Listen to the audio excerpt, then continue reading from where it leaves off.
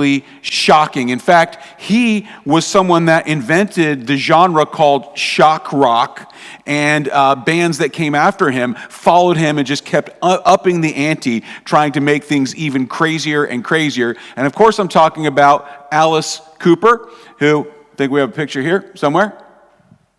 No? All right, we're having some technical difficulties. But you can imagine, you've probably seen Alice Cooper at some point in your life, but he was a madman. He was an absolute maniac. But did you know that both his father and grandfather were pastors? That he was a PK? And that over time, at some point in life, he reaffirmed his faith, he became sober, and he became pretty vocal about his faith in Jesus. And we've maybe seen pictures going around of him on soup kitchens. And so he's very forward and open. And it's not just what he does, it's what he says. You know, as a shock rocker, he didn't really hold back anything. But as a Christ follower, he also didn't hold back anything. Here's what he had to say about Jesus. He describes him this way: Jesus is the core of everything, life itself and life. He even gave a Bible to my old buddy, Marilyn Manson, which I hope he reads. But nonetheless, this is an absolutely transformed person. He's a bold witness of who Jesus is, what Jesus has done for him, and how his life has been transformed by him. But how in the world did this maniac become a messenger of Jesus?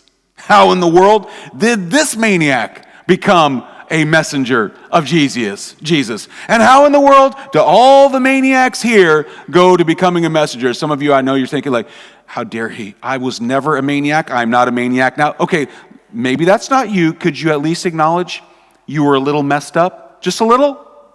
Okay, good. I think we got everybody. But so how do we go from a maniac, or for some, a little messed up, to becoming a messenger of Jesus? And that's what we're going to talk about today. We're going to meet someone that was really messed up, an absolute maniac, and we're going to see that because of an encounter with Jesus, he gets absolutely transformed and goes from maniac to messenger, does a complete 180. And it's an encouragement for all of us here today that maybe feel like you're too far gone, that God can't take your life and do something absolutely extraordinary that nobody would believe with it. That isn't true. He absolutely can. And we're going to see that today as we continue in our journey through the Gospel of Mark. We're going to see the same path that this man was transformed by, that millions of Christians all throughout the world are, and that we can be today, and it's good that we are. So let's take a look. Mark 5, and we'll start in verse 1. It says this: they went across the lake to the region of Gerasenes. Sorry, I'm having a hard time saying that. Gerasenes. When Jesus got out of the boat, a man with an impure spirit came from the tombs to meet him. This man lived in the tombs, and no one could bind him anymore, not even with a chain. For he had often been chained hand and foot, but he tore the chains apart and broke the irons on his feet. No one was strong enough to subdue him. Night and day among the tombs and in all the hills he would cry out and cut himself with stones. When he saw Jesus from a distance, he ran and fell on his knees in front of him. He shouted at the top of his voice, "What do you want with me, Jesus, Son of the Most High God? In God's name, don't torture me." For Jesus had said to him, "Come out of this man, you impure spirit." Then Jesus asked him, "What is your name?" "My name is Legion," he replied, "for we are many." And he begged Jesus again and again not to send them out to the sea. And a large herd of pigs was feeding on the nearby hillside. The demons begged Jesus, "Send us among the pigs, allow us to go into them." So he gave them permission, and the impure spirits came out and went into the pigs. The herd, about 2,000 in number, rushed down the steep banks into the lake and were drowned. So the first thing we see about going from a maniac to a messenger is it begins with an encounter with Jesus. You see, last week we talked about this massive, life-threatening storm that Jesus and the apostles had gone through.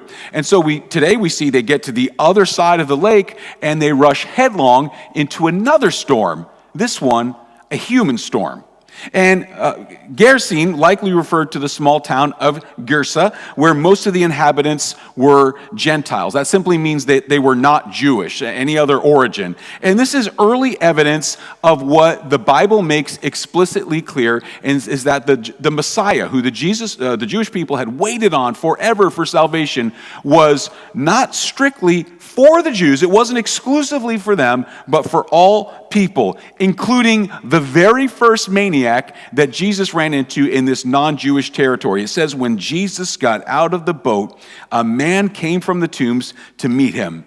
The Message paraphrase describes him as a madman. And I think that's a pretty fitting description of this guy. But imagine, that's a rough day at sea, can't wait to get on the shore, and this is your welcome committee. What a day. And so for some of us, as you think about this guy that we're encountering today, we look at some folks and it's like, man, we don't really think they have many problems. Maybe you have to dig a little bit deeper or really deep to find out some of the challenges that this person faces. But for this guy, let's just say that his problems were very forward-facing. There was no hiding. I mean, listen to what he talks about. He was possessed by a demon and lived in a cemetery. What the passage told us is absolutely wild. They tried to chain this guy up, but his strength was so uncanny, so superhuman, that he just busted out of the iron shackles that had held his hands and his feet. Nobody was strong enough, it says, to subdue him, so at some point they just stopped bothering to try. And he ran loose throughout the area day and night, howling like a wolf. I feel tempted to try to recreate that, but you can use your imagination.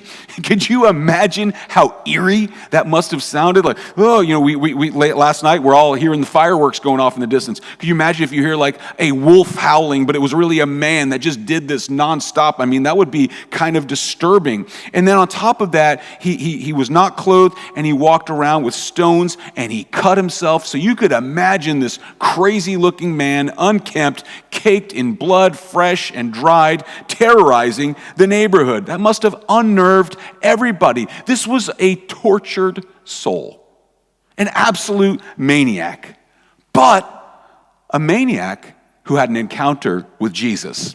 See, in the distance, he saw Jesus approaching, and this is a strange thing. This man who kind of kept to himself ran directly to Jesus, bowed on his knees, and he asked a question, shared some truth about Jesus, and made a request.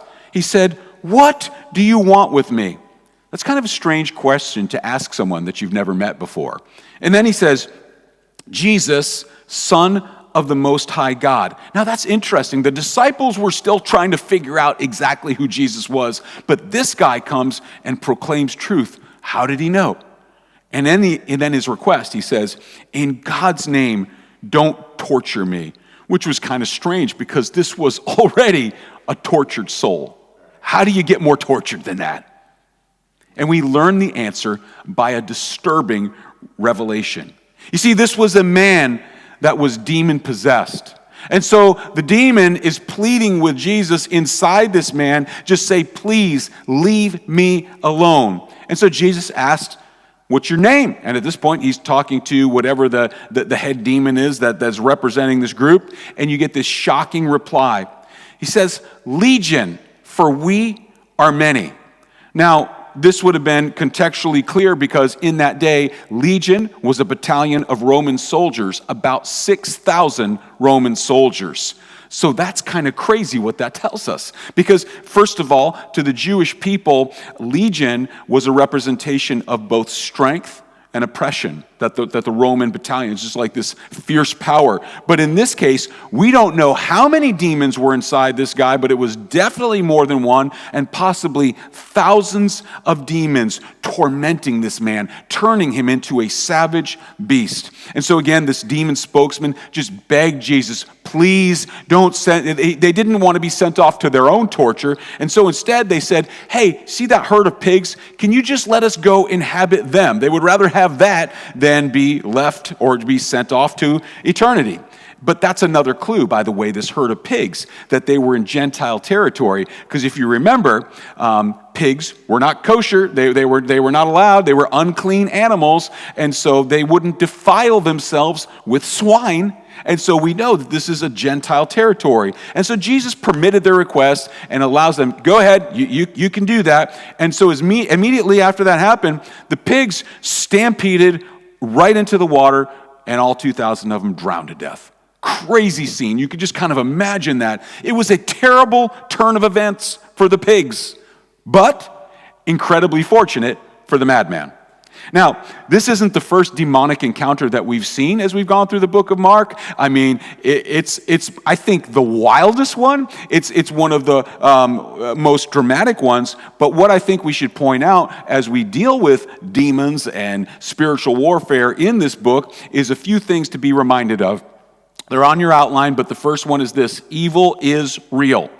There are spiritual forces that are out to destroy us. And just like there's a real God and real angels, there's a real devil and there are real demons. Before you panic, important truth number 2. God and the devil aren't equals. It's not, yin and yang, equal, opposite kind of thing. That is not true at all. Do you see how they trembled at Jesus' name? Do you see how with a word they got out and did what he said? That's instructive for us. What that means is they're more strong than we are, but they're not more strong than God, so God should be the one fighting our battles. And that's point number 3. Jesus had the power at a word to set captives free, to release them from their tortured state. And he can do that with us, whether it's literal demons or things that have been challenging us, oppressing us, tormenting us. And so that's important for us to remember. Now, I think an important question that I think comes up in people's minds, so I just want to address it here, is can Christians become demon-possessed? And the short answer is this: I don't believe that if you are a follower of Jesus, indwelled by the Holy Spirit of God, that you can be possessed. That is, a demon can come inside of you and take complete control of your life. I don't believe that's the case. However, we can be oppressed. Demons can attack us. They can challenge us. They can whisper thoughts in our ears, causing us confusion, causing us anxiety, causing us distrust, suspicion for God, for other people around us. They can hinder the work that God wants to do in our life, and they can wreck relationships. So we have to keep up the fight. Rebecca and I were just talking about earlier this week. We had some spiritual warfare, and then I was reminded, I'm like, you know what? Every time throughout the decades, every time we've tried to do something to advance God's kingdom, isn't it funny, like a big Easter day or a big move, and all of a sudden, boom, boom, boom, boom. And so it's like we got to wake up and we had to stop and pray and spend time with Jesus. And I just want to encourage every one of you, you may be feeling that too. All of us need to cry out like this guy did and describe Jesus as the Son of the Most High God. Now, we're not going to get into it today, but for homework, if you're like, I really want to know how to be prepared to fight the fight against the enemy, get into Ephesians 6. Learn about the armor of God. Study that, how to put that on and apply that daily. Maybe camp out there and for your devotions for this week. Do some journaling in there. But listen, if you're struggling today, if you're feeling maybe like, man, maybe I'm oppressed, I don't know what's going on with me, what we all need, regardless of whether we're oppressed or not, we need a fresh encounter like this man had with Jesus every day in his word, in prayer, and in worship. And when we do that, that puts us in a great position with God when we have an encounter with him. So what happens next? I'm glad you asked. Let's continue Mark 5, pick it up in verse 14. So after that whole scene, it says, those tending the pigs ran off and reported this in the town and countryside. And the people went out to see what had happened. When they came to Jesus, they saw the man who had been possessed by the legion of demons sitting there, dressed and in his right mind. And they were afraid. Those who had seen it told the people what had happened to the demon-possessed man, told about the pigs as well. Then they began to plead with Jesus to leave their region. So the second move of going from a maniac to a messenger of Jesus is experiencing a transformation by Jesus. So these freshly unemployed pig herders ran off to go tell everyone they knew about what they had just seen, this unnerving event that they had witnessed. And everyone came running back to see what happened. Jesus certainly knew how to draw a crowd. But when they came, they saw the maniac was now just a man. No more evil spirits possessing him, no more animal-like behavior, no more howling, no more cutting himself and running around the graveyard. This man who had been out of control and terrorized this town was just sitting there calmly and peacefully, dressed and in his right mind. You see, encounters with Jesus lead to transformation when responded to appropriately. And what I love about this record being recorded for us 2,000 years is it's an encouragement for us once again that no matter how bad any situation looks with Jesus, it can absolutely be transformed. I mean, think about this. How many people in that town thought that this man would ever be cured?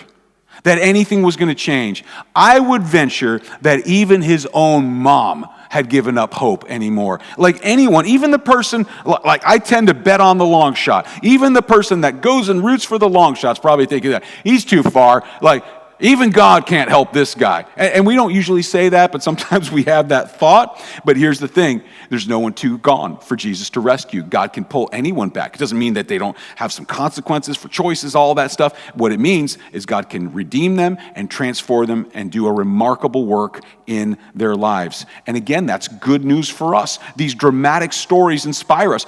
I remember when we look at church and when we look at godly people, I remember being in that place where I was just so far from God. My mom brought me to this church, and it was a pastor who had a wild and crazy story too, and that was something that drew me in. It's like, okay, that guy had that story, and yet God did this in his life, and now he's doing that. That inspired me.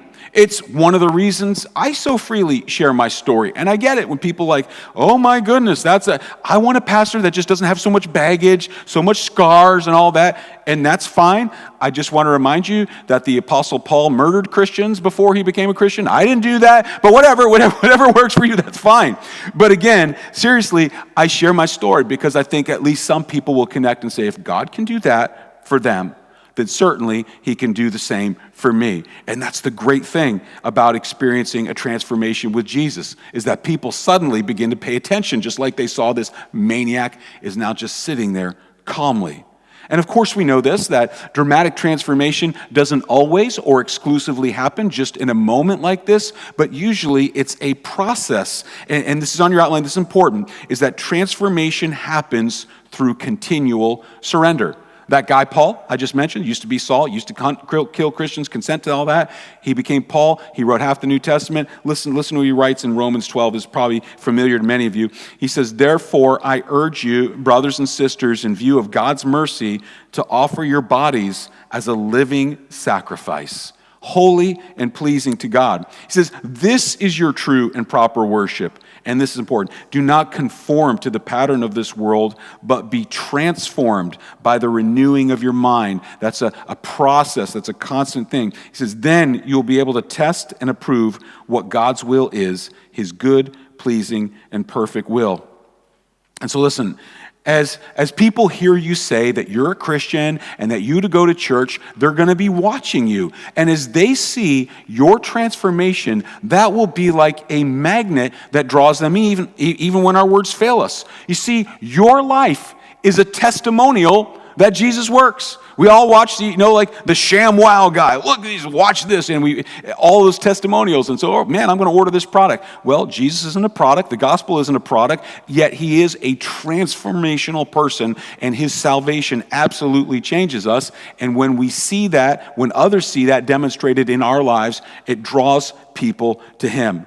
And while I know some people are receptive, here's a caution. Not everyone is going to react the way you hope or expect when you tell them about Jesus. After all, the people that were gathered there, when they saw the man, not when he was a crazy maniac, but when they saw the man calm, that's when they were afraid. Isn't that interesting? It's the same reaction that the disciples had the week before in the middle of the storm. They saw his power and he just spoke a word and calmed everything down, and they were afraid. And they see this power here, and these people had the same reaction because they were afraid, but they also felt threatened. Because The people who told them this event had also told them about the pigs and what had happened. Now, I did a little research, and the value, and because remember, that was an agrarian time, and like livestock, that was like real money. You had that many animals, that was a lot of money. And so I did some research, and by best guesses, that those pigs today would have been the equivalent worth of about $600,000 to $1.6 million. And some of you are thinking, man, Jesus, that was kind of irresponsible. Well, that's what these people were thinking, because they cared more about the pigs than the people. They weren't looking at the guy and saying, Jesus, can you change my life like you changed this guy's life? No, they look at the economic damage and say, Jesus, can you get the heck out of here? Like they don't want him around because he's threatening their pig empire. But Jesus was far more interested in the kingdom of God. And Jesus is far more interested in his kingdom than any of our little kingdoms. And it's why some people refuse to follow Jesus. Because despite seeing dramatic transformation, they just don't want to give up what they have. Remember the rich young ruler. Jesus said, hey, you lack one thing, sell everything, then follow me. And he went away sad because he had a lot of things and he didn't follow him. And in the same way, it's why some people refuse to follow Jesus today. Or we follow him, but we keep some areas of our lives off limits because Jesus' kingdom threatens our little kingdoms. Maybe money, power, comfort, convenience, whatever it is, we just want to rope off certain sections of our lives and not fully let Jesus in because we feel threatened. And yet what that also does is it isolates us from the healing touch that Jesus wants to bring to whatever area of your life that he wants to work in that we won't surrender. Again, to experience deep transformational work of Jesus, that requires daily spending time with him and having daily encounters with him as we offer ourselves afresh as living sacrifices. You've probably heard this before. The problem with a living sacrifice is we tend to crawl off the altar. And so every day we need to crawl back on and say, God, I surrender afresh to you, and please be the king, be the one in charge of every single area of my life. Help me today, God, to refuse to conform to the patterns of this world, because every single song, every single show, every single article you read is programming trying to push you in a certain direction. And so we have to filter that out and let Jesus be the one that is guiding. So an encounter with Jesus and a transformation by Jesus leads to one more thing, and we're going to look at that after we read verses 18 through 20. As Jesus was getting in the boat, the man who had been demon-possessed begged to go with him. Jesus did not let him, but said, go home to your own people and tell them how much the Lord has done for you and how he has had mercy on you. So the man went away and began to tell in the Decapolis how much Jesus had done for him, and all the people were amazed. So the final thing we see again as the maniac turns to a messenger is an assignment from Jesus. Jesus knew he wasn't wanted. The people had made that real clear, so he begins to get back in his boat, and the town people were excited because they just wanted things to get back to normal. But there was one guy who did not want things to get back to normal, and that was this guy who had been radically transformed by Jesus. And so he begs Jesus, please, let me go with you. What's interesting is that Jesus had invited many people to go with him, and they'd said no, like the rich young ruler. But in this case, this guy's begging to go with Jesus, and Jesus says no. Now, a practical reason for that may be that this man was a Gentile, and Jesus' primary mission first was to go and tell all the Jewish people that he was the fulfillment of everything God had promised, and this person may have been a barrier for that. We aren't told that, but that could be why he didn't permit it. But here's another real reason why, and that is Jesus had a special assignment for him. Because the fact that God didn't let him go with them, Jesus didn't let him go with him, doesn't mean that God didn't care. No, he cared so much about this man and the town that they were in, even though that they were sending him off, that he sends him as a messenger to tell the people with this important assignment. He says, go to your own people and tell them how much the Lord has done for you and how he has had mercy on you. So the maniac is now the messenger of Jesus. Absolutely stunning turnabout that we've seen. This is assignment, by the way, that every single one of us shares. The Great Commission, go and make disciples, telling everyone you know, baptizing them in the name of Jesus. This is an assignment that every single one of us has. But for many of us, this is a struggle. Approximately 64% of evangelical Christians believe it's our responsibility to share our faith with others. That's kind of good. We just need to get the other 1/3 on board because it's pretty clear like we're supposed to do that. But here's the thing. Though 2/3 feel we're supposed to do it, only 35% feel prepared to do it. So 2/3 think we should, but only 1/3 says, yeah, I feel ready to do that. So here's what I would say. Here's the reason why. We make it too complicated. To quote my girls, as they like to say, it's not that deep. Don't make it harder than it needs to be. See, the outline of this very message today is a pattern you can follow for how do I tell people about Jesus? Number one, tell people how you encounter Jesus. How'd you find him in the first place? Number two, tell people about the transformation you experienced through Jesus. What has he done in your life? How has he set you free? I imagine it's probably not that you used to run through graveyards and cut yourself and howl at the moon, but if you did, you could tell that too. But something, whatever your story is, it's there to tell. And then number three, tell them what Jesus has done in your life since that time as his messenger, as you go forth, tell them how much he loves you, tell them how much mercy he's had on you and the difference he's made. And that's it. And some of you may wonder, but don't I need to raise support, learn a new language, go off to a foreign mission field, learn the customs, and build bridges? No. Unless God tells you that. For some, that's the case. But for most of you, like this man, he's going to send you back where you came from and say, go home to your own people and tell them. So what that means for us, tell your friends, tell your family, tell your neighbors, tell everyone you encounter about Jesus. Tell them the three things that we just said. And if you still don't feel comfortable, invite them to church. And I'll tell them, we can partner together. We can do this because God has empowered us. And the question is, will we obey Jesus in our assignment? You see, the man did. He went from barking at the moon to proclaiming the gospel, the good news of Jesus Christ, everything that Jesus had done for them. And what was the response of the people he told? All the people were amazed. This was the first missionary that Jesus sent out. Interestingly, it was to the Gentiles, not to the Jewish people that had been dispatched. And this shows how much God cares for everyone. That includes everyone you know, even the person you're afraid God might be telling you to go talk to. It includes everybody, every single person God cares for. And listen, here's the thing. Many of us say we can't wait to get to heaven, and that'll be great.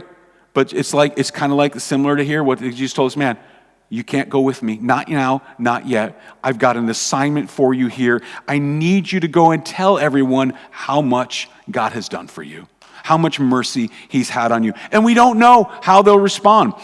Maybe they'll be like the pig herders and tell you to go away because the gospel of Jesus threatens their status quo. However, maybe God's already working in their lives. And as you encounter them with the God-ordained message at the right time, you'll be shocked to see how responsive and receptive they are, and to watch God do a work in their lives, and they too will go from maniac to messenger. Would you join me in a word of prayer?